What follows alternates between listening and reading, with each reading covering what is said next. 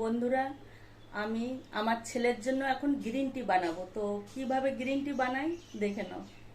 একটা প্যান নিয়ে নিয়েছি আর একটা কাপ, এক কাপই হবে।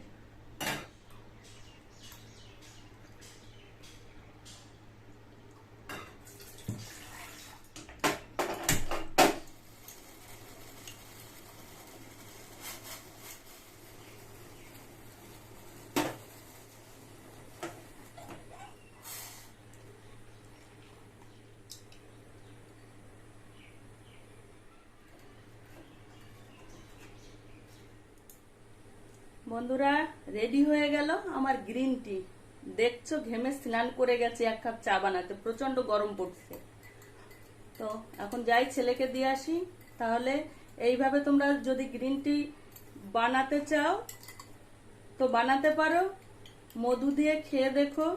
ছেলে চিনি খেতে চায় না, তাই ওকে মধু দিয়েই চা